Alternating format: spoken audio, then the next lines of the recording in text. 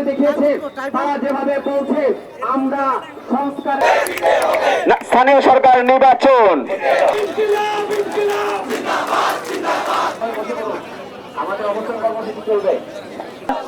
NCP Dhaka মহানগরী দক্ষিণের অন্যতম সংগঠক ফয়সাল মাহমুদ। চেহারা আমরা দ্বিতীয়বার দেখতে চাই না, ইনশাল্লাহ চাইবো না। তো আমরা কি যে নির্বাচন সংস্কার ব্যবস্থাকে তারা থোড়াই কেয়ার করে, নাগরিক পার্টি ঢাকা মহানগর উত্তরের অন্যতম সংগঠক, আমাদের দাবি স্পষ্ট, আমাদের কথা স্পষ্ট। এই যে ইসি গঠন করা হয়েছে আমাদের পিছনে, এটা কোনো সাংবিধানিক প্রতিষ্ঠান হিসাবে এখন এক্সিস্ট করে না। এটা বিএনপির একটি দলীয় কার্যালয় হিসাবে উপস্থিত হয়েছে, এটা বিএনপির একটি মুখপাত্র হিসাবে আবির্ভূত হয়েছে। আমরা জনগণের পক্ষে ইন্টারাইমকে, গভর্নমেন্টকে বলবো, জনগণ আপনাদেরকে ক্ষমতা দিয়েছে, জনগণের ম্যান্ডেট নিয়ে এসেছেন, রক্তের ম্যান্ডেট নিয়ে এসেছেন।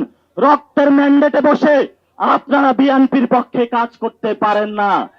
আপনারা বিএনপির কাছে নগর ভবন ছেড়ে দিতে পারেন না। আপনারা বিএনপির কাছে দলীয় কার্যালয় হিসেবে ইলেকশন কমিশন ছেড়ে দিতে পারেন না। এটা জনগণের সাথে সরাসরি গাদ্দারি। এই জন্য আমরা বলি, পক্ষপাতমূলক যে ইস্যু রয়েছে তা পুনর্গঠন করতে হবে। সংস্কার যে প্রস্তাবনা রয়েছে সেগুলোকে মান্য করে আইন পরিবর্তন করতে হবে, এবং ইস্যু যদি পুনর্গঠনের পরে ইসির প্রথম টেস্ট হিসাবে, সক্ষমতার পরিচয় হিসাবে আমরা জাতীয় নাগরিক পার্টির পক্ষ থেকে স্থানীয় ইলেকশনের আয়োজন করার জন্য ইন্টারিম গভর্নমেন্টকে আহ্বান জানাচ্ছি।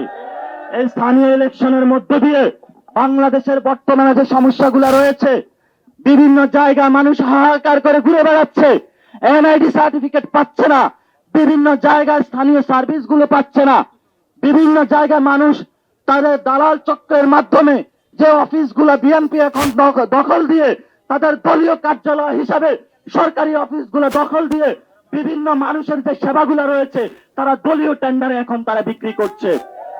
আমরা সরকারকে বলবো, জনগণের ট্যাক্সের টাকা আপনারা জনগণের অফিস আপনাদের হাতে তুলে নেন, বিএনপি থেকে দখল মুক্ত করুন, ইসিকে দখল মুক্ত করুন। সুষ্ঠু ইলেকশনের জন্য, গণতান্ত্রিক প্রক্রিয়ায় বাংলাদেশকে ফিরিয়ে নেবার জন্য ইলেকশন কমিশনকে অবশ্যই পুনর্গঠন করতে হবে, এবং এই ইলেকশন কমিশনের প্রথম কেস হিসেবে আমরা ধরে নিব জাতীয় ইলেকশনের আগে স্থানীয় সরকার ইলেকশন।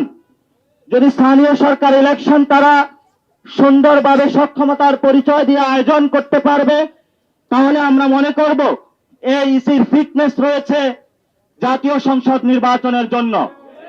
কিন্তু এই ফিটনেস ছাড়া, পরীক্ষা করা ছাড়া জাতীয় নির্বাচনের জন্য গত 15 বছরে শেখ হাসিনা ফ্যাসিস্ট খুনি এই নির্বাচন কমিশন সাংবিধানিক প্রতিষ্ঠানকে যেভাবে নষ্ট করেছে, এটাকে যদি পুনর্গঠন, সক্ষমতার পরিচয় যদি আমরা নির্ণয় না করি, এবং বিভিন্ন দলের যারা মুখপাত্র হিসেবে ভূমিকা পালন করছে তাদেরকে যদি পুনর্গঠন না করে সেই ইলেকশনে যাওয়া হয়, এইসির অধীনে জাতীয় নাগরিক পার্টি ইলেকশনে অংশগ্রহণ করবে না ইনশাআল্লাহ।